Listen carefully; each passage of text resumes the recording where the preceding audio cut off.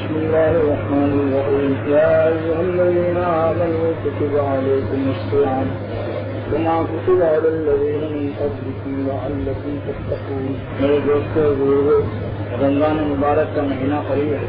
رمضان مبارک کا مہینہ قریب ہے اور ہر وہ چیز جو ہر وہ نعمت، ہر وہ عظیم شان چیز جو اللہ تعالیٰ کی طرف سے عطا ہوتی ہے، اس سے پہلے ہی اس کے آثار اور اس کے علامات نمایاں ہو جاتے ہیں. اس کی حصے مثال ایسی ہے جیسے کہ سورج جب نکلنے والا ہوتا ہے تو ایک گھنٹہ تقریباً پہلے ہی سے آسمان لال ہونا شروع ہو جاتا ہے. پہلے سفید ہوتا ہے، اس کے بعد جیسے جیسے سورج اپنے مطلع پر قریب آتا جاتا ہے، ابھی نکلا نہیں ہوتا ہے لیکن آسمان کے اندر سرخی شروع ہو جاتی ہے، جہاں تک کہ چند منٹ نکلنے سے پہلے سارا ہی آسمان تقریباً اس کا مشرقی حصہ سرخ ہو جاتا ہے. تو ایسی طریقے سے رمضان شریف کا مبارک مہینہ کیونکہ آ رہا ہے تو شعبان ہی میں اس کے برکات شروع ہو جاتے ہیں. 15ویں شعبان کی یہ جو 15ویں شب گزری ہے، شب برات، اس کے اندر جو انوار برکات کا وعدہ اور ساری چیزیں یہ رمضان شریفی کے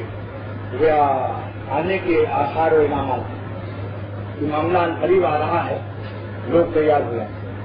اللہ تعالیٰ نے اس فرضیت صوم کے بارے میں، روزہ فرض کرنے کے بارے میں اس کی حکمت بیان فرمائی ہے کہ لعلکم تتقون. روزہ اس لیے فرض کیا گیا تاکہ تم متقی ہو جاؤ، لیکن متقی بننے کی حکمت جو ہے یہ اس میں حصر نہیں ہے کہ صرف تقوی ہی عطا فرمانے کے لیے روزہ فرض کیا گیا. من جملہ اور بھی بہت سی اس کے اندر اسرار اور انعامات ہیں. اخلاق کی تعدیل، مثلا غصے کا کم کرنا، شہوت کا کم کرنا، پیٹ میں جب کھانا نہیں رہے گا نفس کو کمزور کرنا. تو کوئی کہے صاحب ہم تو دیکھتے ہیں کہ جتنا ہم کھانا رمضان سے پہلے کھاتے ہیں رمضان میں تو ہم اور زیادہ کھاتے ہیں. کہیں بڑے اور مقوی غذائیں، دودھ، بادام اور جس کو دیکھو ہر شخص کی غذا غیر معمولی رہ جاتی ہے. یعنی اگر ٹوٹل کیا جائے، میزان کیا جائے تو اتنے وٹامن کی غذائیں انسان غیر رمضان میں نہیں کھاتا جتنا رمضان میں کھاتا ہے. اگر ہر شخص کی غذا 11 مہینے کی آپ جوڑیں اس کی مقدار کی کتنے انسان کھاتا ہے، کیا کھاتا ہے، تو رمضان میں غریب سے غریب آدمی بھی اچھی غذا کھانے کی کوشش کرتا ہے. اللہ تعالیٰ کا وعدہ ہے رزق میں برکت بھی ہو جاتی ہے، رمضان شریف میں رزق میں برکت بھی ہو جاتی ہے. تو پھر کیا کیسے نفس کمزور ہوتا ہے؟ حضرت حکیم الامت نور اللہ مرقدہ اس کا جواب فرماتے ہیں کہ اگر کوئی شخص رمضان کے مہینے میں سونے کا لقمہ کھائے، سونے کا پانی پیے اور نہایت مقوی طاقت کی غذائیں کھائے، لیکن رمضان میں کمزوری ضرور آئے گی کیونکہ وقت بدل جاتا ہے، کھانے کا وقت بدل جاتا ہے. سمجھا؟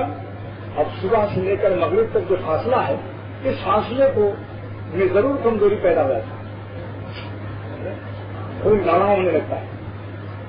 لہذا کچھ نہ کچھ نفس میں اور انسان کی صحت کے اس نفس کے اندر ضرور کمزوری پیدا ہو. کتنا ہی آدمی انسان آزما لے غذا کھا کے دیکھے 15 روزہ تک تو گاڑی چل جاتی ہے، جیسے جیسے آخر میں ضرور کمزوری آ جاتی ہے.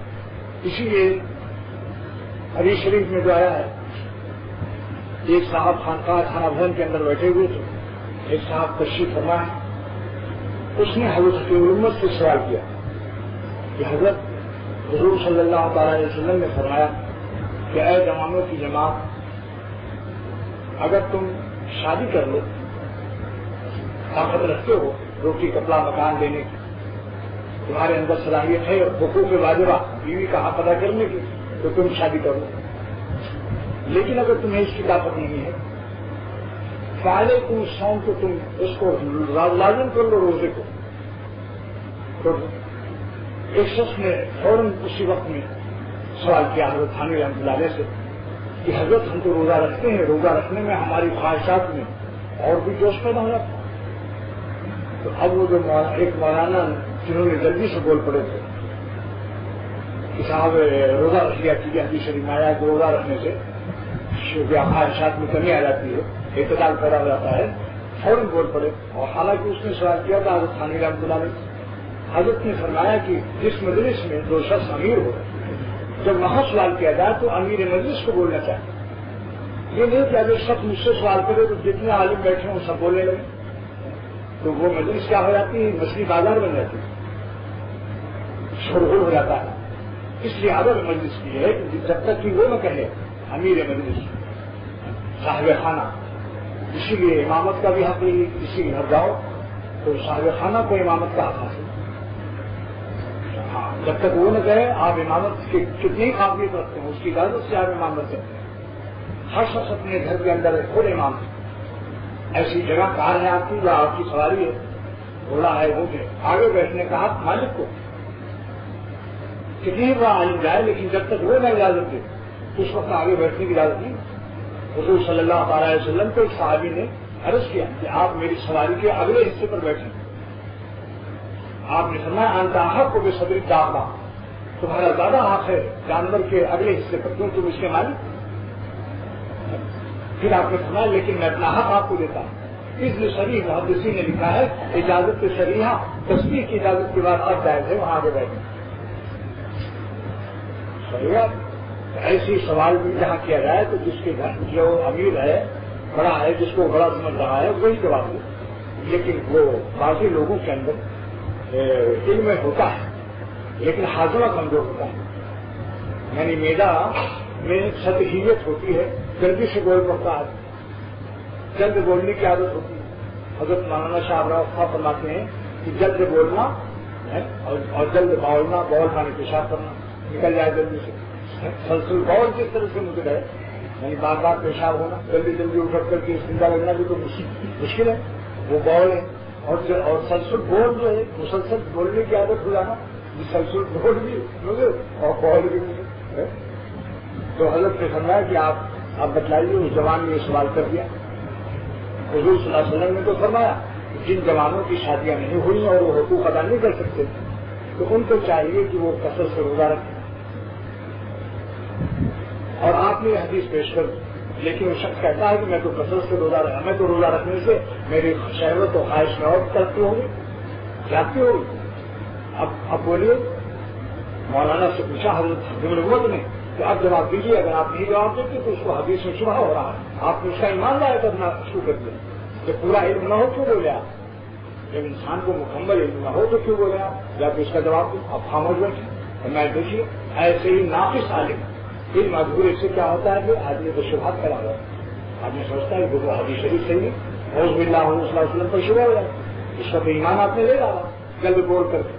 ایسے ہی یہ جلد بول بہت ہے. پھر حضرت اس کا جواب دیا.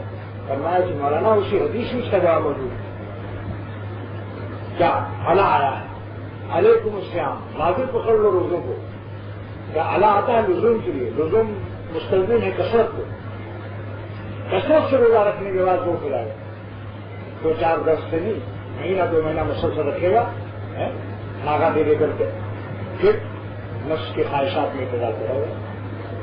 لہٰذا تجربے کی بات کہ 8-10 دن تک روزے میں کمزوری نہیں معلوم ہوتی، بلکہ اور بھی رطوبات حاضرہ اور میدے کی جو پہلے سے کچرا وچرا ہوتا ہے جل جاتا ہے تو اور صحت وہ جوش کراتی ہے، روز میں اور جوش محسوس ہوتا ہے، بہت طاقت. لیکن 15 رمضان شروع ہوا، 20 رمضان کو جیسے 21, 20, 23, 24 میں دیکھیے آپ حال کیسا ہوتا ہے. بڑے بڑے کبھی لوگوں کے خواہ میں سے دھوکھا ہے. لیکن حکیم علمت سمجھاتے ہیں کہ جب جسم کو اللہ کے راستے میں تکلیف پہنچے تو روح کے اندر نور پیدا ہوتا ہے. روح کے اندر نور پیدا ہوتا ہے. بہت سے لوگ یہ چاہتے ہیں کہ ہم کو اللہ کے راستے میں کوئی تکلیف ہی نہ پہنچے، اللہ کے راستے میں کوئی تکلیف نہ پہنچے، گناہ کا تقاضا ہی نہ ہو، گناہ وسوسے ہی نہ آئے، یہ نہ ہو وہ نہ ہو. فرمایا کہ غیر اختیاری چیزوں کی فکر چھوڑ دو، جو اپنے اختیار میں ہو وہی عمل کرو. باقی غیر اختیاری چیز کے لیے فکر ہی نہ کرو. غیر اختیاری چیز کچھ مجھے نہیں، اپنے اختیار کا بندہ مکلف ہے. وسوسہ آنا ہمارے اختیار میں آنا ہے. ایک شخص ایک کافر ہے، اس کو جنت کا وسوسہ ہے، اللہ کی محبت کا وسوسہ، حضور صلی اللہ علیہ وسلم کی محبت کا وسوسہ آ رہا مگر عقلاً ایمان نہیں لاتا. یہ شخص کافر ہی رہے گا. اور ایک مسلمان کو کفر کا وسوسہ آ رہا ہے لیکن عقلاً وہ اللہ رسول پر جان فدا کرنے کے لیے تیار ہے، عقلاً ایمان لاتا یہ پکا مسلمان ہے. وسوسوں سے کیا ہوتا ہے؟ نہ کافر مسلمان ہو سکتا ہے نہ مسلمان کافر ہو سکتا ہے. وسوسوں سے کچھ نہیں ہوتا. اپنی ارادہ اور اپنا سننا. ایک صاحب نے حضرت حکیم الامت کو لکھا کہ جب میں اللہ اللہ کرتا ہوں تو دل میں محبت اللہ میں نہیں معلوم ہوتی. فرمایا کون سی محبت نہیں معلوم ہوتی؟ عقلی یا طبعی؟ اگر طبعی محبت نہیں معلوم ہوتی تو یہ غیر اختیاری چیز ہے. اور اگر عقلی محبت نہیں معلوم ہوتی تو آپ کا یہ قول جو ہے یہ خلوص کی نفی کر رہا ہے. کیونکہ عقلی محبت اگر نہ ہوتی تو محبت نہ ہونے کا غم نہ ہوتا. محبت نہ ہونے کا، دل میں محبت نہ معلوم ہونے کا غم ہونا ہی دلیل ہے کہ تم کو محبت حاصل ہے. بقول علامہ سید سلیمان نقوی رحمۃ اللہ علیہ کے کہ محبت تو اے دل بڑی چیز ہے، یہ کیا کم ہے جو اس کی حسرت ملے. ارے نہ ملنے کا غم ہونا بھی کیا بتاؤں، آج کل حالت میری بڑی خراب ہے. ان میں اللہ کا خوف، اللہ کے ذکر کی توفیق نہیں ہو رہی. اپنے حال پر ندامت یہ بھی اللہ کی محبت کی کرامت ہے. اپنے حال پر ندامت شرمندگی ہو کہ ہم کیسے ہیں نالائق، تو یہ بھی اللہ تعالیٰ کی محبت ہی کا ایک ہوگا کہ ہمارا کیا حال ہے. ایک صاحب نے حضرت حکیم الامت کو لکھا کہ کیا بتاؤں حضرت، ایک زمانے سے اللہ اللہ کرتا ہوں اور خط و کتابت آپ سے کر رہا ہوں، ذکر بھی کرتا ہوں، مگر میری حالت جیسی ہونی چاہیے میں ویسی نہیں پاتا. حضرت نے فرمایا کہ وہ دن غم اور ماتم کا ہوگا جس دن تمہیں یہ احساس ہو جائے گا کہ میری حالت نہایت عمدہ ہے اور جیسی ہونی چاہیے ویسی ہوگی. فرمایا یہ حالت تو بڑی غم اور ماتم کا افسوس کا ہوگا. کیونکہ انبیاء علیہ السلام کو بھی اپنی حالت پر ایسا احساس نہیں ہوا. انہوں نے اپنی تمام ترقیات پر فرمایا ماں اب اتنا کا حق عبادت، اللہ کی عبادت کا حق ہم سے ادا نہیں ہوا. یعنی کیا مطلب کہ اپنی کوتاہیوں کا احساس ہونا، اپنے حالات پر غمگین رہنا اور اپنی حالت کو گڑبڑ سمجھنا یہ بہتر ہے اس مقام سے کہ ہم اپنے کو اچھا سمجھنے لگے. حضرت حکیم الامت سمجھاتے ہیں کہ جو شخص جس وقت اپنے کو اچھا سمجھتا ہے اللہ کی نظر میں اسی وقت برا ہو جاتا ہے، اور جو اپنے کو گنہگار برا سمجھتا ہے اللہ کی نظر میں اسی وقت اچھا ہو جاتا ہے. معاملہ الٹا ہے. غلام اپنی نگاہ میں حقیر و برا ہے، ان کی نظر میں اچھا ہے مالک کی نظر میں. غلام اپنی نظر میں اپنے کو بڑھیا سمجھتا ہے، مالک کی نظر میں گرا ہوا. یہ الٹا معاملہ ہے، سمجھ لو، یاد رکھو.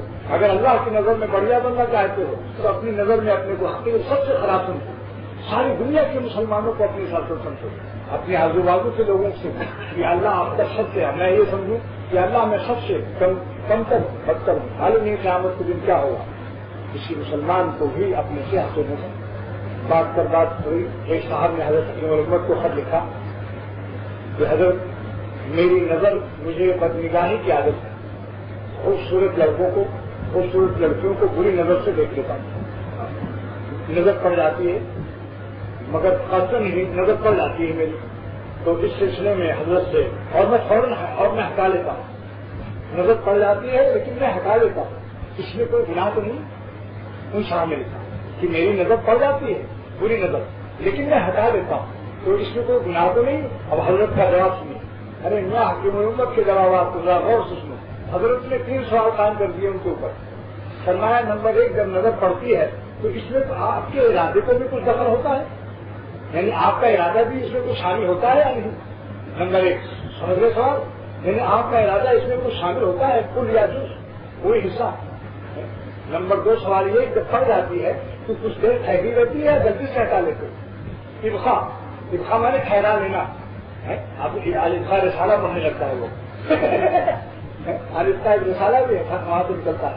کراچی میں مولانا عبد المنان صاحب سے حضرت کا واضح نکلتا ہے، الفا اس کا نام. ان کا تو مقصد تھا کہ حضرت کا واضح باقی رہے، حکیم الامت کو علوم باقی رہے، لیکن یہ اپنی نگاہ کو الفا بنا دیتا ہے. 2 سوال ہوئے. پہلا کیا سوال تھا؟ کیا آپ کا کیا کچھ جب نظر پڑتی ہے تو کیا آپ کا کچھ ارادہ بھی شامل ہوتا ہے؟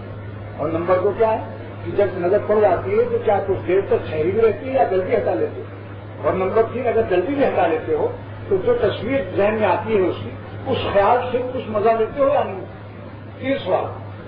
اللہ اکبر. یہ ہے حکیم الامت، یہ ہے نفسیات کے ماہر، یہ ہے روحانی معالج، اس اسپیشلسٹ ہے حضرت. نفس کے اسپیشلسٹ ہے.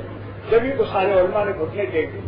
جبھی تو مفتی اعظم پاکستان علی طیب صاحب محکم دارالعلوم مولانا ظفر احمد عثمانی، علامہ شبیر احمد عثمانی، علامہ سید سلمان مدنی، مولانا عبدالباری، مولانا شاہ عبدالغنی صاحب، اللہ اکبر، سارے ہندوستان پاکستان کے تمام علماء حضرت مولانا شاہ صاحب یہی بات ہے. اللہ تعالیٰ جس سے کام لیتے ہیں سمجھا کہ دیکھو جس ابا کے ذریعے سے اللہ تعالیٰ اپنے 10 بندوں کی تربیت کراتے ہیں. اس نے 10 بچہ پیدا کر دیا، اب اس کے 10 لڑکے ہیں، تو اللہ کے ابا کے ذمے ہے جو ابا کو اتنا روزی دے کہ جس کو 10 بندے پل جائیں. تو بندے اللہ نہیں ہے کہ ان کے تھوڑے تو متولی ہے، کچھ دن کے لیے پیدا مر جائے گا، ختم ہو جائے. تو جب اللہ تعالیٰ اپنے دنیاوی زندگی جو انسانوں کو دیتے ہیں اس کے لیے جس ابا کی گود میں اولاد دیتے ہیں ان کی دنیاوی زندگی کی تحفظ کے لیے رزق بھی دیتے ہیں جب تک کہ بچے بڑے ہو کر اپنے رزق پہ خود کفیل نہ ہو جائے. ابا کے رزق میں اللہ وسیع کر دیتا ہے. تجربہ کر لو، اکثر ایسا ہوا کہ ایک بچہ ہوا، دوسرا آیا، تیسرا آیا، تنخواہیں بڑھنے لگتی ہیں، آمدنی کا ذرائع بڑھ جائے. وہی آدمی حالانکہ پہلے سوچتا تھا ارے کیا ہوگا اللہ. اچھا جب جسمانی رزق اللہ بڑھا دیتا ہے اپنے بندوں کی تربیت جسمانی کے لیے تو روحانی تربیت جن کے متعلق اللہ کرتا ہے اور روحانی ابا جو بنتا ہے حق تعالیٰ اس کے قلب میں اپنے ان بندوں کی روح کی تربیت کے لیے مضامین دل علوم عطا کرتا ہے. اللہ ان کی صحبت میں اللہ وہ تاثیر رکھ دیتا ہے، اس کی روح میں وہ صلاحیت رکھ دیتا ہے. اس کے پاس کے بیٹھنے والوں کو آہستہ آہستہ اللہ کی محبت اور اللہ سے تعلق آہستہ آہستہ بڑھنا شروع ہو جاتا ہے. یہاں تک کہ پھر کچھ دن کے بعد وہ بالغ ہو جاتا ہے روحانی لحاظ سے اور خود کثیر ہو جاتا ہے. سمجھا؟ لیکن شکر گزار رہتا ہے ابا کا. جیسے جسمانی ابا کا آدمی باوجود اس کے خود کثیر ہو گیا، خود سروس کرنے لگا بیٹا ہے، لیکن اپنا جسمانی ابا جو ہے اس کا شکر گزار ساری زندگی رہتا ہے. ایسی روحانی ابا کا کتنی بار وہ خلیفہ اور پیر بھی بن جائے روحانی اولاد مرید، لیکن اپنے شیخ کی عادت اگر کسی زمانے میں ہاتھ سے وہ بےعزتی کر لے گا تو پھر دل اس کا کیا ہو جائے گا. اللہ تعالیٰ کی طرف سے اس پر اعتراض نازل ہو جائے گا. تو میں کہہ رہا تھا کہ رمضان شریف کا مہینہ ہم قریب آنے والا ہے، اس کی حکمت کو اللہ تعالیٰ سمجھائے. ایک تو اللہ نے آسان نہیں فرمایا کہ آئی الذین آمنوا کتب علیکم الصیام، تم پر نماز کو فرض کیا گیا. کتب علیکم الصیام، تم پر نماز کو، تم پر رمضان شریف کے روزوں کو فرض کیا گیا. کما کتب علی الذین من قبلکم، جیسا کہ تم سے پچھلوں پر بھی فرض تھا. اس طریقے سے اللہ تعالیٰ نے اس پرچے کو آسان فرما دیا. ورنہ اگر آدمی کو معلوم ہو جائے کہ کبھی کسی پر روزہ فرض نہیں تھا، یہ مصیبت ہماری ہو کرا دی تو آدمی گھبرایا تھا. اگر یہ کہہ دیا جائے اپنے شاگردوں سے کہ تم سے پہلے جو لوگ پڑھ چکے ہیں سب سے مضمون سوال کیا گیا تھا، یہ سب کو پڑھایا گیا تھا، تو آدمی سوچتا ہے جب سب نے رکھا تو ہم بھی رکھ سکتے. اور انسانوں نے بھی رکھا، جب اور انسان بھی صبح سے شام تک بغیر کھائے پیے رہ سکتے ہیں، زندہ رہے وہ لوگ تو ہم بھی زندہ رہیں گے کھانے پینے کے بغیر، دن بھر میں مر نہیں جائیں گے. پھر آپ اس سے باہر لگوں گا. یہ اللہ تعالیٰ نے یہ خاص بات بتا دیا. یا ایھا الذین آمنوا کتب علیکم الصیام کما کتب علی الذین من قبلکم، جیسا کہ تم سے پہلے لوگوں کو فرض کیا گیا. تو اللہ تعالیٰ کا یہ عنوان جو ہے شفقتاً ہے کہ تم سے پہلے بھی روزہ فرض تھا اور اب پھر تمہارے اوپر بھی جو فرض کیا جا رہا ہے اس کے اندر ہے گھبراؤ نہیں. پہلے لوگوں نے بھی رمضان شریف کے روزے رکھے اور کیا حکمت ہے لعلکم تتقون، تاکہ تم متقی ہو جاؤ. تو تقویٰ کے معاملے میں حضرت حکیم الامت نے فرمایا کہ رمضان شریف میں بہت سے فوائد ہیں، اس میں ایک تقویٰ بھی ہے. خالی تقویٰ ہی نہیں، حسر نہیں ہے، تفسیر بیان کر دی تاکہ کوئی آدمی کہیں سے اور یہ کہتے کہ تقویٰ ہی اگر مقصد ہے روزے کا تو میں تقویٰ کسی اور ذریعے سے حاصل کر لوں گا. بولے بھائی مقصد حاصل کر لوں گا، اسٹیشن ہی جانا کا مقصد ہے تو ہم صدر کی طرف سے کسی اور راستے سے چلے جائیں گے اور اس اتر کے ہم کار سے چلے جائیں گے. لیکن حضرت میں یہ حاصل نہیں ہے، اور بھی بہت سے اثرات ہیں، بھاگ نہیں سکتے ہو روزے سے چاہے کتنے ہی کوئی متقی ہو ہیں، مگر رمضان شریف کے روزے میں اور بھی بہت سے منافع اور بہت سے اثرات ہیں. اللہ تعالیٰ کا حکم ہے بس، لیکن اس میں اللہ نے ایک نفع بھی سنا دیا.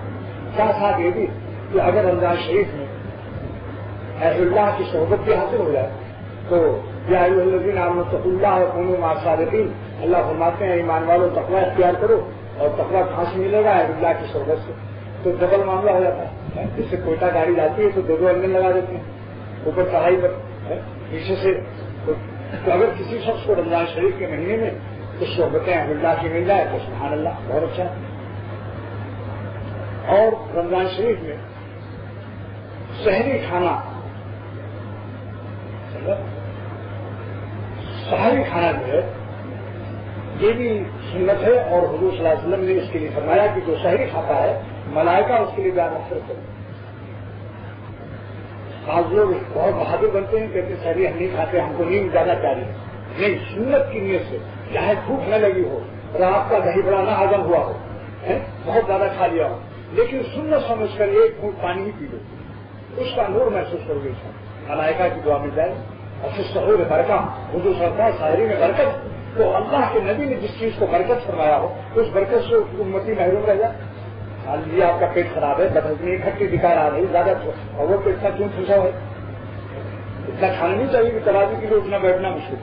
اب کھا کے چاروں کھانے ٹھیک پڑ گئے، بلکہ کہاں کہیں کھانا ذرا مجھے. تو بعض لوگ اتنا کھا لیتے ہیں کہ وہ اٹھنا مشکل ہے. ہمارے ایک عالم تھے، بہت سی مولانا مسعود عالم، تو اور ہمارے دوست حبیب الحسن خان شیروانی، ان کو میں نے آنکھوں سے دیکھا کہ وہ آم کے بہت عاشق تھے. تو لنگڑے آم کے باغات تھے ان کے ضلع کا، رئیس آدمی تھے. تو اتنا آم کھاتے تھے وہ کہ پھر وہ وہیں بیٹھ جاتے تھے. اتنا مشکل ہو جاتا. تو دوست کو کھانے پینے میں اقتدار نہیں ہوتا، کیونکہ کھانا عبادت کے لیے 20 رکعت تراویح کے پڑھنا ہے. اتنا کھاؤ کہ جو ہضم ہو سکے. اچھا، زیادہ کھانے سے پھر میدا آخر وہ پھیلتا جو ہے، میدے میں پانی پہنچنے کے بعد جب چیز پستی ہے تو زیادہ خود بخود ہو جاتی ہے. کوئی چیز آپ دیکھیے کہ جب وہ پیسی جاتی ہے تو پس کے پانی مل کر کے وہ زیادہ چیز ہو جاتی ہے. لہٰذا اس کا خیال ہونا چاہیے، خیال رہنا چاہیے کہ جب آپ کھائیں گے تو تھوڑا سا کم کھائیں تاکہ پسنے کے بعد میدے میں پورا پھیل جائے، پانی اور غذا مل کر کے محدود ہو جائے. اور پھر رمضان شریف میں جب تراویح پڑھیں گے، آپ سجدے میں جائیں گے تو رسید واپس نہیں آئے گی. ورنہ سجدے میں جانے کے بعد فوراً جب زیادہ حلق تک آدمی کھا لیتا ہے تو باہر سے دہی بڑی کی رسید آتی ہے، سبحان ربی اعلیٰ کے ساتھ ساتھ وہ کئی بار نکلا رہا. اتنا کھانا کیسے جائے گا؟ لازمی نہیں تھا کھانا. جو عبادت میں خلل ڈال دے معاشی سے گناہ. تو جتنا غذا صحت کے لیے مفید ہے اتنی کھانا میں اگر ہے. اگر کھٹی ٹکائر آنے لگے، بدہضمی اور چولہن مانگنے لگے آپ، اور پیٹ میں درد ہو جائے، یہاں تک کہ تمہارے درد کی آپ نے دراوی بھی نہیں پڑی، تو یہ جائز ہو جائے گا؟ کیسے جائز ہو جائے گا؟ اس میں تو آپ کا اللہ کی نعمت کھا کر نعمت دینے والے سے دور ہو گیا. نعمت وہاں تک مفید ہے جو نعمت دینے والے سے قریب کرے، اور نعمت کی جو مقدار نعمت دینے والے سے دور کرنے لگے وہ نعمت آپ کے لیے برکت کی نہیں ہے بلکہ وہ مصیبت ہے. نعمت کہاں ہے؟ تو ایک چیز کا احتیاط کے لیے رکھنا چاہیے کھانے پینے. شہری جو ہے اس کے لیے تھوڑا سا ضرور کرنا چاہیے انتظام، اور دن بھر جو ہے خوب سوئی، آرام کی. سونے میں کمی نہ کرے، لیکن غفلت نہ رہو. شیخ الحدیث مولانا زکریا صاحب رحمۃ اللہ علیہ ہو گئے تھے. جو لوگ اعتکاف کیا کرتے تھے ان کے سہارنپور میں، جو شیخ فرمایا کرتے تھے کہ دیکھو بھائی جتنے لوگ آئے وہ کوئی بمبئی سے، کوئی کہیں سے کہیں سے آتے تھے، 1200 آدمی بھی اعتکاف میں رہتے تھے. فرمایا کہ خوب پلاؤ کھاؤ. اگر شیخ اچھا کھلاتے، فرمایا خوب پلاؤ کھاؤ اور خوب سو. بس ایک چیز کی پابندی کرو کہ آپس میں غفلت مت کرو. بات چیت سے دل کا نور نکل جاتا. بات چیت اگر کرتے میں نے دیکھا تو میں یہاں سے خراج کر دوں گا، نکال دوں گا. سوتا ہوا پاؤں گا، کچھ بھی رنگ نہیں ہوگا. خوب سو، 1 گھنٹے کے بعد 3 گھنٹہ سوتے رہو، میں کچھ نہیں کمی کروں گا. لیکن اگر اور پلاؤ کھانے میں بھی دیکھوں گا کہ پلاؤ کھا رہے ہو، میں بھی کچھ نہیں کہوں گا، چلو 2 لقمہ زیادہ ہی سے تو تم جانو تمہارا میدا جانے. لیکن اگر تم نے بات چیت کرتے ہوئے میں نے کسی کو دیکھا تو پھر مجھے غصہ آئے گا اور میں نکال دوں گا. زیادہ سخت پابندی. لہٰذا رمضان شریف کے مہینے میں بات چیت کرنے سے بہت احتیاط کرنا چاہیے. حدیث شریف میں آتا ہے کہ جو روزہ رکھے ہوئے بھی گناہ نہ چھوڑے تو اس شخص کے روزے سے کچھ نہیں ملتا. بھوک پیاس کے فرض ادا ہو جائے گا، ثواب نہیں ملے گا، اللہ کا قرب و تقویٰ نہیں ملے گا. اور انتہائی سخت اللہ کو ناراضی ہوتی ہے کہ دیکھو پیٹ میں جب چارہ رہتا تھا تب تو یہ اچھلتا تھا. ارے آج کل تو بے چارہ بھی ہے، ضرور چل رہا. مسل مشہور ہے اردو کا کہ جب پیٹ میں پڑا چارہ تو اچھلنے لگا بے چارہ. ایک آدمی کے پیٹ میں چارہ نہیں ہے لیکن چارہ پڑتے ہی کودنے لگا. اور یہ سب روزہ رکھے ہوئے پیٹ خالی ہے، چارہ بھی نہیں، پھر بھی چل رہا ہے، بدنگاہی کر رہا ہے، غیبت کر رہا ہے، جھوٹ بول رہا ہے، عورتوں کو بھی دیکھ رہا ہے. تو میرے دوستوں بزرگوں، رمضان شریف کے مہینے میں خاص اہتمام رکھنا چاہیے کہ گفتگو کم کی جائے، چاہے جائز ہی کو نہ. قرآن شریف کا مہینہ عبادت کے لیے، تلاوت کی کثرت کیجیے، خاموش رہیے. خاموشی میں بہت نور ہے. ہمارے شیخ مولانا ابرار صاحب دعوت برکاتوں نے یہ قول نقل فرمایا، شیخ الحدیث صاحب دعوت برکاتوں کا، میں نے براہ راست نہیں سنا، بیچ میں راوی میرے شیخ حضرت نے فرمایا کہ رمضان شریف کے مہینے میں شیخ ہمیشہ اپنے معتکفین کو ہدایت فرماتے ہیں کہ تم خوش ہو، خوب کھاؤ پلا وغیرہ جو وہاں پکتا تھا اچھی بلا، لیکن بات چیت نہ کرو، بات چیت کرتے ہوئے اگر کسی کو دیکھا گیا تو پھر اخراج کر دیا جائے۔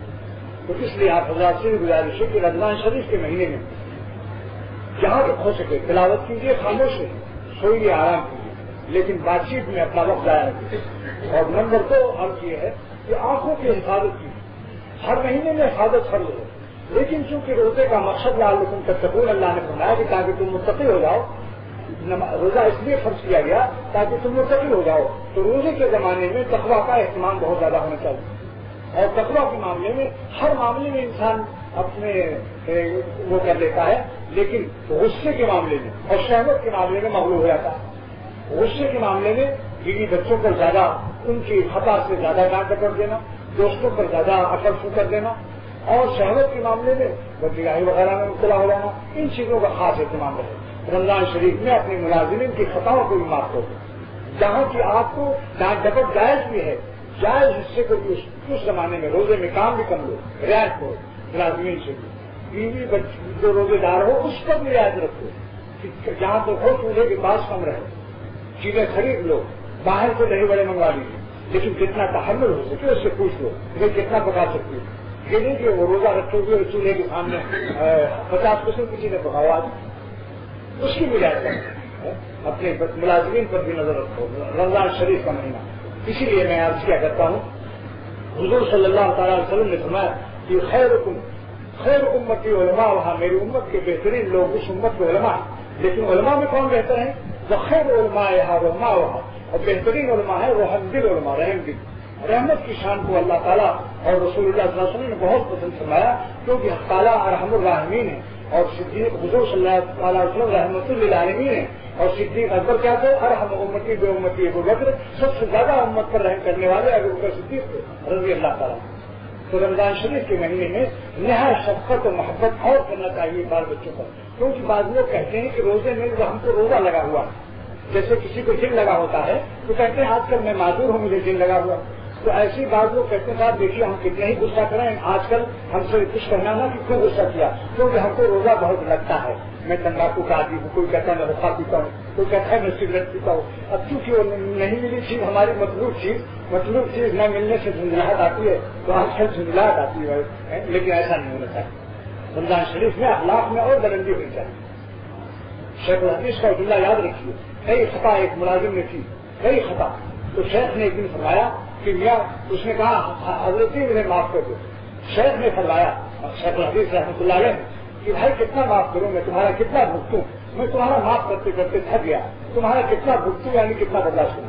حضرت مولانا الیاس صاحب رحمۃ اللہ علیہ نے فرمایا کہ مولانا بیٹھے ہوئے تھے حضرت، حضرت نے کان میں ان کے فرمایا کہ میاں مولانا اتنا بھگت لو جتنا اپنا بھگتوانا ہے اللہ تعالیٰ سے، تو مخلوق خدا کا پر معاملہ ہے اللہ کا جو تھا، اخلاق سلف کی کتاب ہے، مولانا شاہ محمود احمد صاحب دامن القاتون کی، حضرت کی اس کتاب کو پڑھیے، عجیب اہل اللہ کے اخلاق۔ حضرت سے میں نے خود سنا، الہ آباد میں فرمایا کہ ایک مرتبہ ایک عالم نے کسی عامی شخص کی نصیحت کی، اللہ والے تھے، وہ ناراض ہو گیا، حق غالب تھے، لیکن فرمایا 16 برس تک اس کو مناتے رہے، 16 برس کے بعد جا کر خوش ہوا۔ اللہ تعالیٰ اور اللہ والوں کے عجیب اخلاق ہوتے۔ حضرت باجد بستانی رحمۃ اللہ علیہ ایک گلی سے جا رہے تھے، ایک رنڈی نے اپنا کوڑا پھینک دیا، ان کی دشمنی راہ و کوڑا، تو فرماتے ہیں الحمدللہ الحمدللہ، مریدوں کو پانی کی وصول سمجھ کر، کیونکہ سحور فإن سحور ہے، فإن فی السحور برکہ، سحری کھانے میں برکت رہتی ہے، اور فرشتے اس کے لیے دعا کرتے ہیں۔ اچھا ایک تلفظ کی لفظی غلطی عرض کرتا ہوں، اصل میں جو ہے سحر مانے جادو کی ہے، ان من البیان لسحرا، حدیث شریف میں مشکات کے اندر کہ بعض بیان جادو ہوتا ہے یعنی مؤثر ہوتا ہے، تو سحری کو دیر کے ساتھ نہیں بولنا چاہیے، سحری لفظ ہے، سحر مانے صبح کی، اس کی جمع اسحار آتی ہے، بالاسحار ہم یستغفرون، اور صبح کے وقت میں ہمارے مقبول بندے مغفرت مانگتے ہیں، بعض علماء محققین نے لکھا ہے کہ اگر کوئی تہجد بھی نہ پڑھ سکے کسی وجہ سے، لیکن رات کو آنکھ کھل گئی اور کچھ ہوا استغفر اللہ پڑھ لے، تو اس آیت کے ذہن میں اللہ تعالیٰ کے یہاں مستغفرین اٹھایا جائے گا، وبالاسحار یستغفرون کا فائدہ کیا ہے؟ مستغفرون تو استغفار کر لیا لوگ. لیکن میں ان دوستوں سے عرض کرتا ہوں جو پورے سال تہجد نہیں پڑھتے، یعنی عشاء کو وقت پڑھ لیتے ہیں مثلا، لیکن آخری پہر پچھلے پہر اٹھنے کی سعادت 11 مہینے ان کو نصیب نہیں ہوتی بہت ذوق کی کمزوری سے، اور ان کو کوئی الزام نہیں ہے. جو شخص کی عشاء پر معذور ہو، صحت کے لحاظ سے، مصروفیت کے لحاظ سے نہیں اٹھا جاتا، رات کو 11 بجے تک جاگتا ہے، کسی وجہ سے مجبور ہے، معاش ہے، روزی ہے، تو اگرچہ علامہ شامی رحمۃ اللہ علیہ فرماتے ہیں ان هذه السنة تحصل بالتنفل بعد صلاة العشاء قبل النوم، یعنی سنت قیام لیل جو ہے رات کی نماز تہجد کی، یہ اگرچہ ادا ہو سکتی ہے بعد نماز فرض عشاء کے، کبھی سونے کے سونا بھی ضروری نہیں، یعنی عشاء کے بعد ہی وتر سے پہلے کوئی چند رکعت پڑھ لے تو قیامت کے دن اس کو بھی تہجد گزارے میں اٹھایا جائے گا. اور علامہ شامی نے اس کے ساتھ حدیث نقل کی اس کے بعد، یعنی اپنے فقہ کے مسئلے کے ساتھ ساتھ. لیکن وہ فضیلت جو ہے آدھی رات کو سن لو، وہ عالم ہے کہ بے لاگ پڑا سوتا ہے، عالم ہے کہ بے لاگ پڑا سوتا ہے، اے دوست مگر رات کے سناٹے میں رو رو کے تیرا نام کوئی لیتا ہے. وہ آدھی رات کے بعد جو ایک سناٹا عالم میں ہوتا ہے، اس وقت رات کو جو مزہ ہے وہ رمضان شریف میں تو لے لے آدمی. کیوں صاحب منہ دھوئے، سحری کھانا ہے، منہ دھویا، مسواک کیا، منہ دھویا، ہاتھ بھی دھویا، اب تھوڑا سا وضو بھی کر لیا، کیا رہ گیا؟ ہاتھ دھونے پہ دھو لیا اور پاؤں دھو لیا، بس معاملہ سب وضو ہو گیا، وضو کر لیجیے. اچھا، سحری کھانے سے پہلے 4 رکعت پڑھ لی، 2 رکعت بھی تہجد ثابت ہے، حضور صلی اللہ تعالیٰ علیہ وسلم سے 2 رکعت بھی ثابت ہے. 2 رکعت، 4 رکعت، 6 رکعت، 8 رکعت، جتنا ہو سکے آپ پڑھ لیں، اور ہر 2 رکعت کے بعد خوب دعا مانگ لیں. نماز کے بعد دعا قبول ہوتی، سجدے میں مانگنے. میں نے اپنے شیخ مولانا شاہ عبدالغنی صاحب رحمۃ اللہ علیہ کو دیکھا کہ سلام پھیرتے ہی سجدے میں ایسا گرتے تھے جیسے بچہ مچل کر اپنی ماں کے قدموں میں لپٹ جاتا، اور روتے تھے، اس طرح سے روتے تھے کہ دور دور تک آواز آتی تھی. حکیم الامت مولانا شفیع صاحب رحمۃ اللہ علیہ فرماتے ہیں کہ حاجی امداد اللہ صاحب رحمۃ اللہ علیہ ایسی دعا میں روتے تھے کہ سننے والوں کا کلیجہ پھٹا جاتا تھا. اللہ کرو، معمولی بات نہیں ہے. اللہ تعالیٰ سے مناجات میں رونا. مولانا رومی فرماتے ہیں اے دریگا عشق من دریا بولے، کاش کہ میرے آنسو دریا ہو جاتے، تانے سارے دل بڑے زیبا شدے، تاکہ میں اپنے اللہ پر اس کو فدا کر دیتا. میرے دوستوں، یہ آنسو شہیدوں کے خون کے برابر وزن کرتا ہے. اگر سے کیڈنی اس کو خریدنے کے لیے تیار نہیں، کیڈنی کے پانی پر ٹیکس ہے، آنسو پر کوئی ٹیکس نہیں، مفت رائے گا. لوگ سمجھتے ہیں اس میں کیا ہے، نمکین بھی ہوتا ہے، کوئی پی بھی نہیں سکتا. یہاں تک کہ فقہا لکھتے ہیں کہ اگر کسی کے آنسو منہ میں جانے لگے تو نماز کی حالت میں اس کو پہنچ سکتا ہے. یہ یعنی اس میں اس کی اجازت ہے. بلا ضرورت حالانکہ ایک دفعہ حرکت کرنا بھی مکروہ کہہ ہے، بلا ضرورت شرعیہ اور بلا ضرورت طبعیہ، یعنی طبعی ضرورت بھی نہیں، شرعی ضرورت بھی نہیں. پھر بھی اگر نہیں کرتا ہے، کوئی ڈاکٹر نہیں کرتا ہے تو ایک دفعہ بھی کر لے گا تو مکروہ تحریمی ہے. ایسی نماز کا اعادہ واجب ہو جاتا، واجب ہے.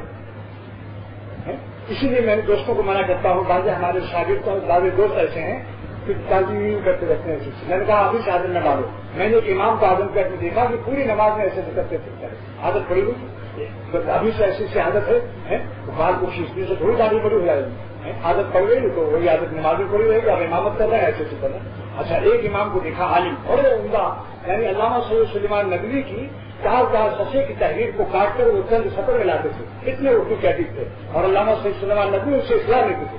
لیکن ان کی امامت میں نے دیکھا کہ پوری نماز میں مرچوں کو تاڑ دے رہے ہیں، پوری نماز، یعنی پوری رکعت، یعنی الحمد شریف بھی ختم ہو گئی اور پوری سورہ جو عادت پڑی ہوئی ایک کے جا رہے ہیں، ہم مرچوں کو تاڑ دے رہے ہیں.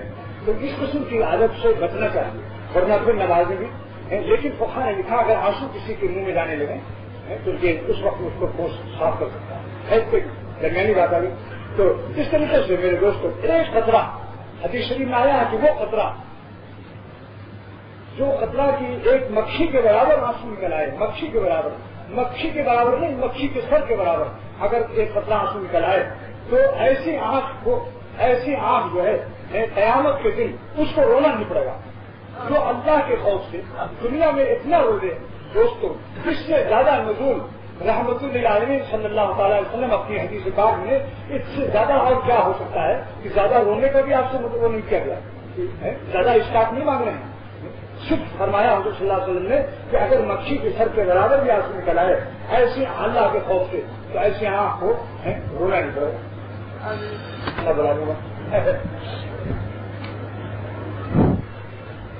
تو میں تو رہا تھا کہ رمضان شریف کے مہینے میں کیا کیا کرنا چاہیے.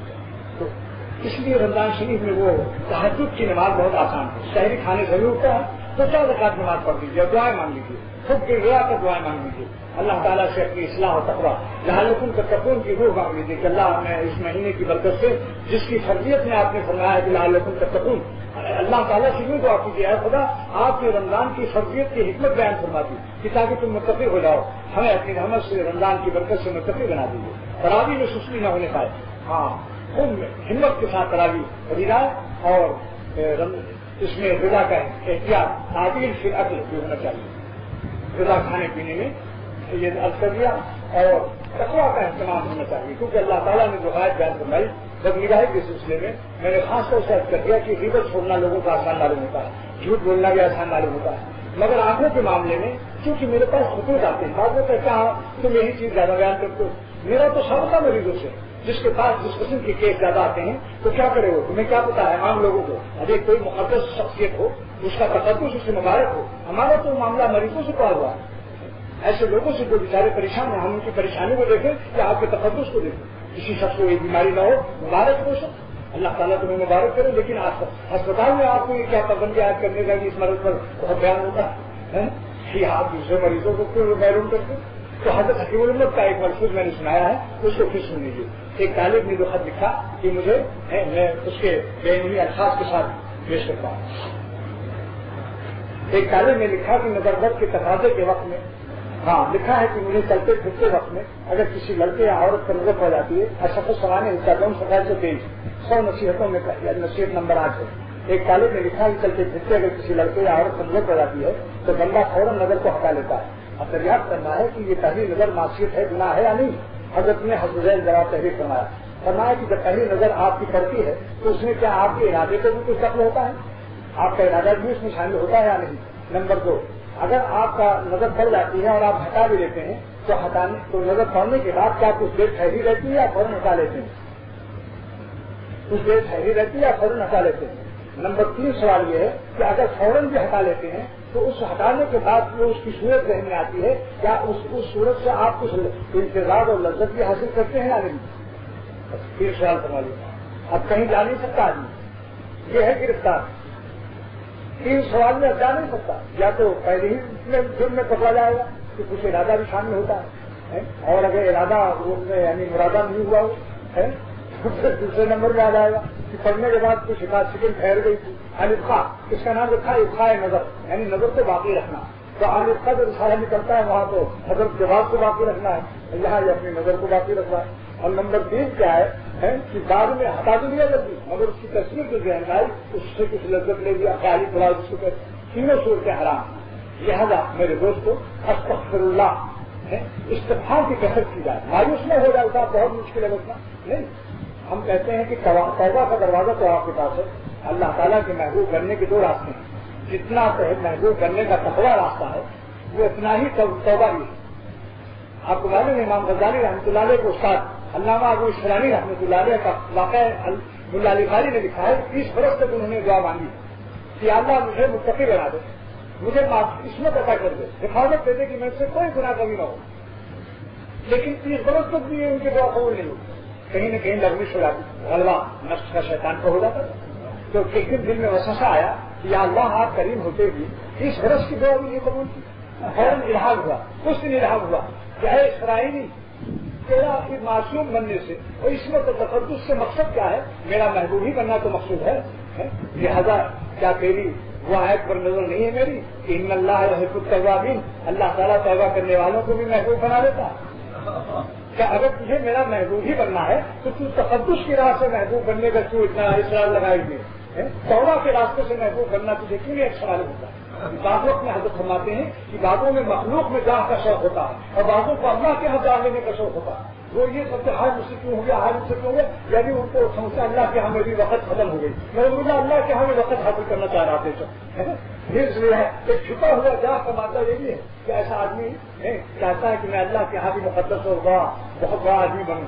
نہیں میرے دوستو، جیسے کوشش تو کرو گناہ سے بچنے کی، پوری طاقت، گناہ سے کم پوری ہمت سے کام لو. لیکن اگر لفظ ہو جائے تو اللہ تعالیٰ کے توبہ اور گڑگڑانا.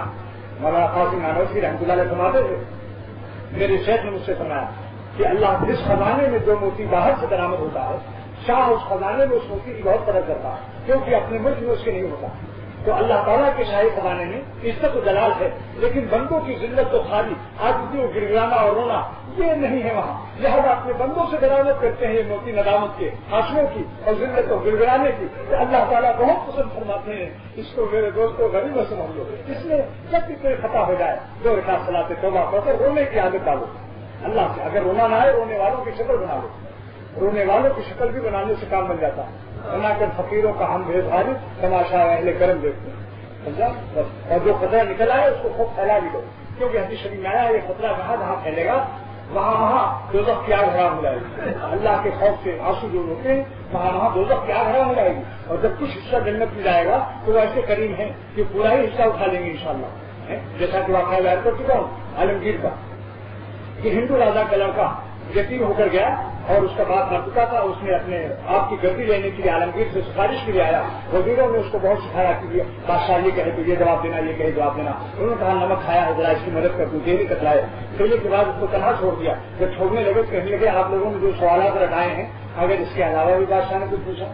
تب وزیروں نے کہا بھائی یہ بڑا چالاک ہوتا ہے، اس کو یہ خود نپٹ لے گا. بلاؤ ہم لوگوں نے اس پر محنت کی. تاکہ عالمگیر نہا رہے تھے، جیسے ہی گیا پوچھا بھائی کیسے آئے، کہا ایسا ہوا میرے ابا کا انتقال ہو گیا، میں چاہتا ہوں گدی مجھے دے دیں، آپ راجا مجھے بنا دیں. اس نے کہا اچھا. راجا بننے سے پہلے فتوا کری اور دونوں ہاتھ پکڑ کے اس کو حوض میں ڈالنے لگے اور خراب ہوا.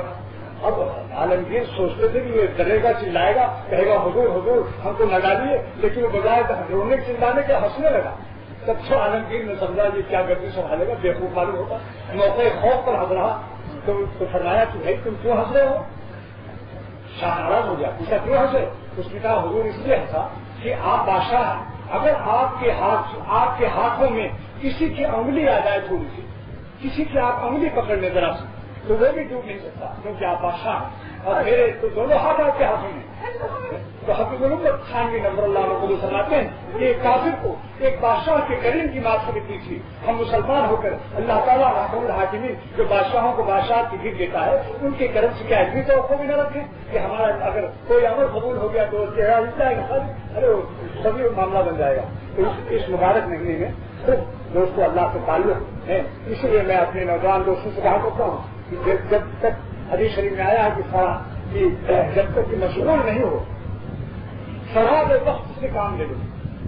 جو وقت فارغ ہے اس میں اللہ تعالیٰ کی خوب عبادت کر کے استاق نور کا جمع کر انشاءاللہ جب نفس شیطان کا اغوا ہوگا برے ماحول میں کہیں پھنسا ہوگا اور مان لیجیے کچھ قدم بھی آپ آگے لا رہے ہیں. آپ شیطان نفس کے لڈو دے کر جیسے چھوٹا بچہ اما ابا کو یاد نہیں کرتا جو لڈو دکھاتا ہے وہ کون سرکارا ہے تو جب لڈو ختم ہو جاتا ہے پھر اما ابا یاد آتے ہیں. ایسی گناہ کی لذت جو ختم ہو جاتی ہے پھر اب کبا آ جاتے ہیں ارے اللہ میں ہم سے تو بڑی غلطی ہو گئی. تو میرے دوستوں اللہ تعالیٰ سے اس کی حفاظت فرماتے ہیں. وہ آنسو جو زمانے عام موافق کے ہوتے ہیں وہ پھر واپسی کے لیے اللہ کی رحمت انہیں یاد کر لیتی ہے کہ میرا بندہ حالت صحت میں مجھ سے روا کرتا تھا، اپنی حفاظت کی درخواست کیا کرتا تھا، اس کو ہم ضائع نہیں ہونے دیں گے. اس لیے میں یہ کہتا ہوں کہ جب گناہ کی حالت نہ ہو، تقویٰ کی حالت ہو، عافیت کی حالت ہو، جس وقت میں آپ سے کوئی گناہ نہیں ہو رہا اس وقت میں اللہ تعالیٰ سے دعا کر لیا کرو کیا خدا اپنی حفاظت ہمارے لیے مقدر فرما دیجیے تاکہ اللہ کو اصلاح نفس مانگ لیا کرو سجا. اس لیے کہ تاکہ اطلاع سے پہلے ہی یہ عمل کی عافیت کی دعائیں انشاءاللہ اس وقت میں کام آئیں. تو رمضان شریف کے مہینے میں تلاوت کی کثرت اور لا الہ الا اللہ کی کثرت اور ماں باپ کا بھی بہت ادب، کسی پر ظلم نہ ہونے پائے. سمجھو ماں باپ کا ادب، بڑوں کا ادب، اساتذہ کا ادب اور محلے والوں سے بھی کسی مخلوق کے ساتھ جھگڑا فساد نہ ہو. ہاں کسی مخلوق کو اللہ تعالیٰ کسی جاندار کو بھی آپ سے اذیت نہ پہنچنی چاہیے. بس اس کا خیال رکھو. اللہ کے حقوق اور مخلوق کے حقوق اللہ کی رحمت کا حال جاری رہے جہاں تک ہو سکے. ساری امت کا غم درد فکر اس سلسلے میں نے عرض کر دی کہ رمضان شریف کا مہینہ آ رہا ہے اور یہاں کیونکہ میرا سفر ہو رہا ہے تو اس لیے آپ لوگوں سے دعا کی درخواست بھی ہے کہ اللہ تعالیٰ اپنے رحمت سے سفر میرا آپ کے ساتھ ہو، راحت کے ساتھ ہو، صحت کے ساتھ ہو، گھر والے بھی ہمارے خیریت سے رہیں اور وہاں بھی کام دین کا اللہ تعالیٰ اپنی حمد سے خوب لیں گے. آپ حضرات سے دعا کی گزارش ہے اور میں اس سنت کو ادا کرتا ہوں. اس میں تو بہت سے ایسے بھی احباب ہیں جو میرے بھی بڑے ہیں اور ان سے بھی بزرگانہ حیثیت سے میں دعا کی درخواست کرتا ہوں اور اپنے جو چھوٹے ہیں عمر کے لحاظ سے ان سے بھی دعا کی درخواست کرتا ہوں کیونکہ حضور صلی اللہ تعالیٰ علیہ وسلم نے حضرت عمر رضی اللہ تعالیٰ عنہ سے دعا کی یہ فرمائش کی کیا ہے عمر تم عمرہ کرنے جا رہے ہو اپنے بھائی کو بھی دعا میں یاد رکھنا. لہٰذا یہ سنت بھی ادا کر رہا ہوں. ہمارے حضرت بھی لکھ دیتے ہیں کہ دعا کی گزارش مولانا شاہ رفتہ بھی ہم جیسے نالائق اور ناقابل خادموں کو لکھ دیتے ہیں کہ بھائی دعا کرنا یہ کام ہو رہا ہے. تو اس لیے آپ حضرات سے دعا کی گزارش ہے کہ اللہ تعالیٰ آپ کے ساتھ منگل کی صبح کو ارادہ ہے کیا اسے ان شاء اللہ تعالیٰ میں نے ڈھاکہ سے اطلاع بھی کر دی ہے. ہاں ٹیلی فون بھی لگ گیا الحمدللہ آسانی سے اطلاع ہو گئی جو تار بھی دلا دیا اور ٹیلی فون بھی بہت آسانی سے مل گیا. لیکن اللہ تعالیٰ یہ کرنا تو 3 ہفتے کے لیے میں نے دیا ہے ان کو یعنی 1 ہفتہ شعبان کا 2 ہفتہ رمضان شریف کا. ارادہ میرا یہ ہے کہ 15 رمضان کو میں واپس آ جاؤں لیکن اس میں کچھ لچک ہوتی ہے. میری مزاج میں مروت ہے اور سب لگتے ہیں روح بنگال کے لوگ رو کے بہت ہیں ان میں محبت کا موقع ہو کوئی اگر ایسی حالت کے ساتھ 2-4 دن کی گھنٹی ہو سکتی ہے بہرحال. تو ایک تو یہی عرض کرنا تھا رمضان شریف کے مبارک مہینے میں دعا کا زیادہ اہتمام رہے. ایک تو افطار سے پہلے افطار سے قبل دعا بہت قبول ہوتی ہے. حدیث شریف میں آیا ہے کہ جس قیامت کے دن حکیم الامت ثانی رحمۃ اللہ علیہ نے اس حدیث کو لکھا ہے کہ کتاب الصوم کہشت زیور میں جہاں رمضان کا تذکرہ ہے وہاں حضرت نے اس حدیث کو انتخاب کیا کہ رمضان قیامت کے دن روزے دار لوگ دسترخوان بچھا ہوگا لوگ حساب دے رہے ہوں گے پریشان ہوں گے اور روزے دار لوگ اللہ تعالیٰ کے عرش کے نیچے دسترخوان بچھا ہوا اور دعوت کے بریانی اڑا رہے ہوں گے. تو قیامت کے دن جن کا حساب ہو رہا ہوگا وہ پریشان ہو کے پوچھیں گے کہ اللہ کون لوگ ہیں جو عرش کے نیچے دعوتیں اڑا رہے ہیں. اعلان ہوگا کہ وہ ہے جو رمضان شریف کے روزے رکھتے ہیں. یہی فضیلت کی بات ہے. اور بھائی افطار سے قبل جو ہے دعا بہت قبول ہوتی ہے. تحجد کا وقت بھی ہے اور افطار کا وقت بھی ہے. اس سے پہلے خوب دعائیں مانگی ہم سب کو اللہ تعالیٰ کو فیصد اپنا بنا لیں. دیکھیے میں یہ عرض کرتا ہوں کہ جب تک ایک اخلاق برا ہے ایک خلق شہوت سے متعلق ہو بدری گاہی اور کسی قسم کے گناہ یا جہاں اور تکبر سے متعلق ہو یا غضب اور غصے سے متعلق ہو جب تک ایک بھی ہمارے اندر بد اخلاقی یا بد اعمالی موجود ہوگی اس وقت تک ہم خود بھی چین نہیں پائیں گے. اگر مخلوق ہم سے چین نہیں پاتی ہم خود ہی تو مخلوق ہیں ہم بھی بے چین رہیں گے. مولانا رومی کا ایک شعر سن لیجیے جب یہ گفتارے صفاتے برسودی ہے دوستوں اگر کسی بری عادت میں مبتلا ہو جاؤ گے ہم تو دوزخ ہم آزاد سر لگی تم خود دوزخ بن جاؤ گے. اس کا عادت تم خود رہو گے اور جو 100% اللہ والوں کے اخلاق ہمارے اندر آ جائیں تو دنیا ہی میں جنت مل جاتی. دنیا ہی میں جنت دشمنوں کے ساتھ آپ کرم کریں گے انشاءاللہ اور عجیب چین کی زندگی ہوتی ہے. سبحان اللہ. میں تو یہی دیکھتا ہوں کہ اللہ تعالیٰ کے خاص بندوں کے پاس رہنے سے دیکھتا ہوں کہ کس طریقے سے مخلوق کی برداشت کرتے ہیں اور ان کے ساتھ کیا اخلاق خود بھی چین میں رہتے ہیں اور چین سے جینے دیتے ہیں. تو اس مہینے میں اس کی بھی کوشش کی ہے اور اپنے اپنے مشاہد سے اپنے اخلاق کی اصلاح کے سلسلے میں خط و کتابت میں لکھنا چاہیے جس کو 2 حالت پیش آئے. کوئی حالت میں ہو تو یہی لکھ دو کہ آج تک کوئی حال نہیں کہ حال ہونا بھی ایک حال ہے. لیکن افسوس یہ ہے کہ ہم لوگ حالات کو لکھتے نہیں. عموماً وظیفہ تو لکھ دیتے ہیں اچھا خواب نظر آتا ہے وہ لکھ دیتے ہیں بڑھیا حالت لکھتے ہیں پہلو حالت نہیں لکھتے. اس میں کیا بات ہوتی ہے کہ شاید شیخ خلافت دے سمجھا. ہاں مولانا رومی فرماتے ہیں کہ اگر قلب کے اندر یہ خواہش موجود ہے تو فرماتے ہیں یہ نفس کی خواہشات کی قسم یہ بھی منصب تعلیم نوے شہوتیں. جلال الدین رومی فرماتے ہیں خلافت کے منصب کی تمنا شہوت نفسانیہ کی قسم ہے. سمجھا. اسی لیے فرمایا کہ حضرت حافظ عبداللہ صاحب رحمۃ اللہ علیہ کو حکیم الامت نے جب مدار صحبت بنایا تو فرمایا کہ مجھے آپ سے اس حالت کا انتظار ہے اگر وہ حالت پیدا ہو گئی تو میں مدار غیر بھی بنا دوں گا یعنی خلافت بھی دے دوں گا. لیکن اس حالت کا آپ انتظار نہ کریں میں کروں گا انتظار. آپ اگر انتظار کریں گے اخلاص سے منافی ہوگا اور غیر مخلص اللہ کا ولی نہیں بن سکتا. تو میرے دوستوں اللہ کی رضا کے لیے اپنے شیخ کو سارے حالات لکھو، جزیات تک لکھو، خالی یہ نہ لکھو کہ ہم کو ایسا جزیات بعض وقت میں انسان کو بیماری نہیں ہوتی، آدمی سمجھتا ہے میرے اندر تکبر ہے۔ ایک صاحب نے لکھا ہے میں سودا لانے سے شرماتا ہوں بازار سے، اور دوسرا ہو گیا اللہ والوں کے حالات میں کہا کہ آلو لیے ہوئے اپنے دامن میں بھی چلے آ رہے ہیں۔ مولانا اصغر میاں صاحب رحمۃ اللہ علیہ سبزی لیتے تھے دیوبند میں اور سبزی دامن میں لے لیتے چلے آ رہے ہیں۔ تو فرمایا کہ آپ کو تکبر نہیں، یہ خجلت طبیعی ہے، شرمندگی کبھی شرمندگی مالے خاندان ایسے ہوتے ہیں گرکاروں نے کبھی نہیں کیا۔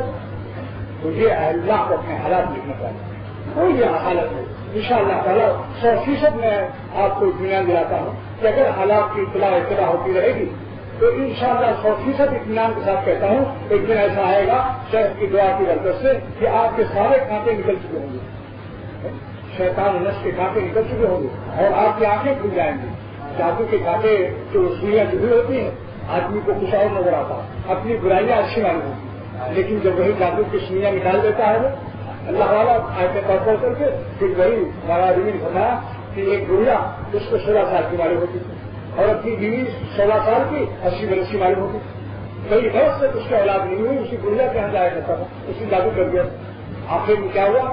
جلال الدین رومی فرماتے ہیں جب شاہ نے دیکھا میرے پوتا نہیں ہو رہا ہے تو اللہ والوں کو بلایا، اس کا جادو اتارا گیا، جب جادو اتارا گیا پھر اس گڑیا کو بلایا گیا، اس کو دیکھتے ہی وہ سر پیٹنے لگا خیر ہو گئی، لاہور کہاں زندگی لایا تھی۔ تو میرے دوست کو ہم اپنے اہم اللہ سے اپنی جادو کی سوئیاں نکلا لیں ان شاء اللہ تعالیٰ، پھر آپ دیکھیں گے کہ عجیب حیات کا ہو چند روز کی خط و کتابت کرنا، اپنے حالات کی اطلاع آہستہ آہستہ یہ ارادہ کرنے کی 100% ہمیں اللہ کو تعالیٰ بننا ہے، نہیں ہوں کسی کا تو کیوں ہوں کسی کا، انہیں کا ہوا جا رہا ہوں۔ آپ حضرات سے بھی درخواست ہے کہ جو کچھ میں عرض کرتا ہوں اللہ تعالیٰ اس پر عمل کی توفیق عطا فرمائے ہمیں بھی، آپ لوگوں کو بھی، اور جو کچھ سنائے گا اللہ تعالیٰ اسے قبول فرمائے اپنی رحمت سے، آپ دعا کے لیے